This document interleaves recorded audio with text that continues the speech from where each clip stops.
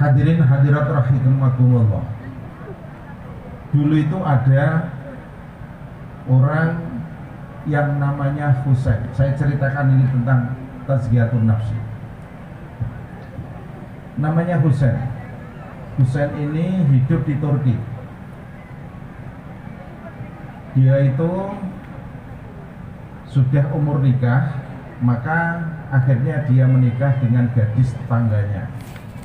Tonggone dipek. Kalau istilah Jawa ini pek nggo. Pek tonggo itu maksudnya. Rasa adoh-adoh wis kanca kuburan dia wis paham pokoknya. Terus dinikah. Setelah acara pernikahan itu, di acara pernikahan itu dia menghadirkan dua ulama yang alamaten, yang sangat alim.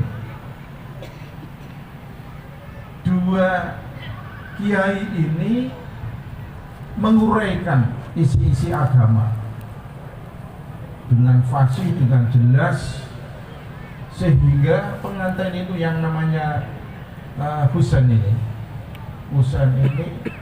terbuai, seneng banget, terinspirasi dengan apa yang didawahkan kiai dua itu. Terus akhirnya malam pertama kumpul dengan istrinya.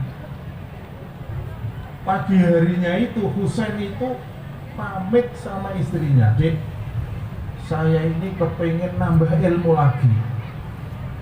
"Loh Mas, sampean kok kan pengantin baru?" "Iya, tapi kok saya terinspirasi kemarin itu loh, orang kok ngalime kayak begitu itu. Saya tak mondok lagi ya, saya tak cari ilmu lagi ya." "Kamu ini gimana sih Mas? Wong banyak santri-santri kepengen nikah kok malah sampean nikah malah tinggal nyantri." "Iya, terus pokoknya itu niatku kayak begitu itu, soalnya semua enggak. Pokoknya nanti ini rumah, ini tanah direkso ya. Pokoknya saya harus berangkat ini." Jadi ngantenannya itu hanya semalam toh. Terus akhirnya pergi. Sebelum pergi istrinya ngasih sangu alat, ini gaman seperti peso atau peso besar itu, untuk menjaga diri Mas ya, kamu dalam perjalanan. Akhirnya pisahlah pengantin baru ini dengan tujuan untuk mencari ilmu. Husain ini akhirnya berangkat ke ibu kota Turki itu, Istanbul. Orang-orang sekitarnya ini sudah menjuluki Husain ini Majnun. Majnun itu artinya apa? Gila. Ono wong kok edan ngono iki gila. Wong nikah ngatena nyaluk tinggal lunga. Terus akhirnya Husain mencari ilmu di Turki. Mencari di sana itu tidak 1 tahun, tidak 2 tahun. Isrina sanatan, 20 tahun. Setelah nikah itu cari ilmu lagi, ngaji lagi, mondok meneh 20 tahun. Jadi saya kira di mana ini Sukadamai, di Rimbulu, di Tebu, ini kira-kira ono orang ya. Serang orang. Meniku lumrah itu nak nganten anyar iki lagi duwe cepi sing wedok terus rawani metu-metu. Ya. Tapi ini bisa 20 tahun nambah loh ini 20 tahun. Setelah 20 tahun dia pulang. Di tengah perjalanan kemalaman dia ingin menginap di salah satu desa pertanian. Di situ dia masuk di rumah orang tua begitu, ingin menginap semalam di situ. Terus malam harinya ini ngomong-ngomong sama si petani tua itu yang punya rumah itu, ditanya, "Kamu dari mana nak?" "Saya dari cari ilmu Mbah." Cari ilmu di mana? Di Istanbul. Berapa tahun? 20 tahun. Wah, lumayan pandai ini kamu ini udah 20 tahun. Ya begitulah. Kalau saya mau tanya masalah satu, boleh. Monggo. Wah, santri lagi anget-angete mulai kok pondok ditakoni masalah siji, walah langsung monggo. Sama badala. Sudah mau tanya apa saja monggo. Begitu mungkin. Ya, saya tanya satu saja nak. Inggih monggo. Kebijaksanaan apa yang kamu lakukan setelah kamu ini pulang dari pondok selama 20 tahun? Dijawab, oh itu nanti kita harus berdakwah. Oh bukan. Ya kita harus jihad. Bukan. Semua jawaban itu disalahkan oleh petani tua itu. Mulai itu nak terus saiki wis kemperinget to ya. Umur 20 cari ilmu 20 tahun ngadepi wong tua petani kok jawaban kabeh disalahke kabeh. Ya kita harus ngajar. Enggak, salah itu. Jadi ternyata mal mas'ul bi a'lama minas sa'il. Ternyata yang ditanya ini tidak lebih pandai dari yang tanya. Terus akhirnya menyerah itu usaha itu. Wah sudah saya menyerah Pak. Ya, Pak Pak petani tua ini saya menyerah, tidak bisa jawab. Terus jawabannya apa? Ya kalau kamu ingin jawabannya ya nambah 1 tahun di sini.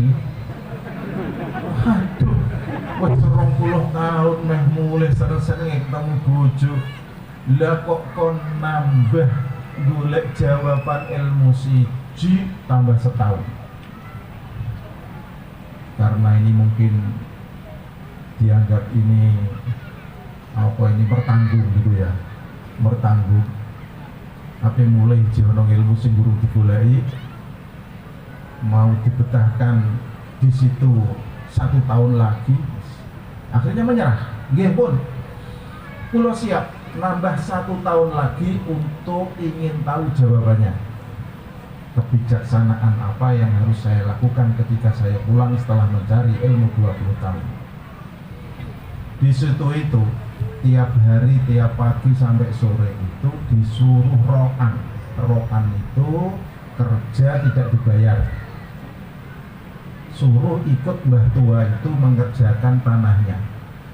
Ya mencangkul, ya kadang nanam apa begitu. Setelah itu malam hari ditagih, jawabannya apa? Ya belum 1 tahun. Ya pokoknya 1 tahun ini. Jadi tiap hari cuman begitu terus. Insya Allah. Ini ku mau santri saya gini kuat atau orang. Bandingannya itu. Golek ilmu sitok itu pun. Akhirnya 1 tahun itu penuh. Malam hari ditagih mbah tua itu. Mbah, besok kan saya pulang. Nah ini saya minta jawaban malam hari ini. Oh, enggak bisa. Besok ya besok. Enggak bisa sekarang. Akhirnya besok pagi-pagi itu dengan dibawahi hasil-hasil kebun itu, terus dijawab. Mau tahu jawabannya? Oh, nggih jelas. Jawabannya adalah sabar. Kenapa? Sabar. Jadi kalau kamu pulang sampai rumah setelah cari ilmu 20 tahun, jawabannya sabar.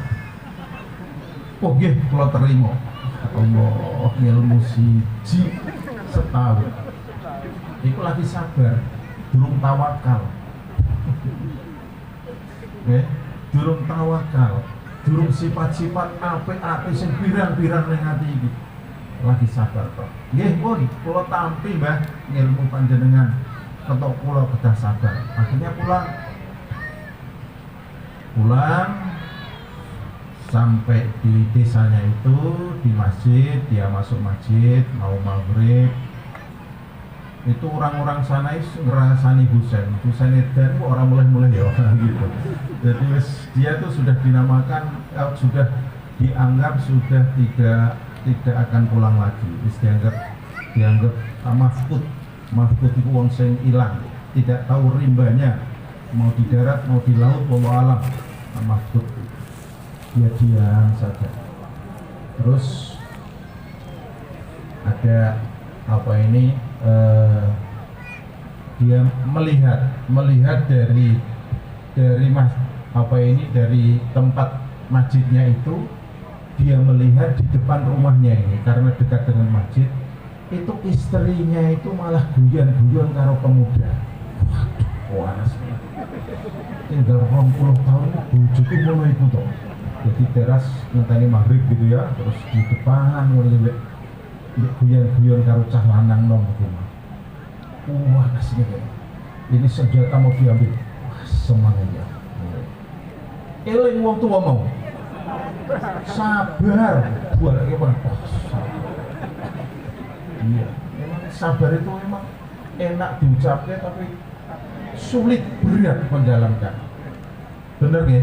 Bener ya, sulit menjalankan. Jadi gejolak di antara mau mengeksekusi dua orang itu, karena itu bojone tinggal lunga malah main karo cah nom koyo iki. Ya Allah, memuati koyo ngene. Ora betah ketau tenan itu. Dia itu langsung mendatangi. Tapi tidak jadi ini. Mergo itu ilmu sabar mau. Terus akhirnya ditemui. Loh, kamu ini saya tinggal ini siapa ini? Ini anak jenengan Mas, ini jenenge Jamal bin Husain Al-Hafidh. Sinten? Jamal bin Husain Al-Hafidh. Jadi sampean meninggalkan saya, sempat menjalankan malam tahun baru itu, malam pertama itu semalam, jadilah anaknya. Jadi bisa menang-menang duwe ATM, alat tusuk manual. Sekali saja, tidak usah berkali-kali, mandi tenang.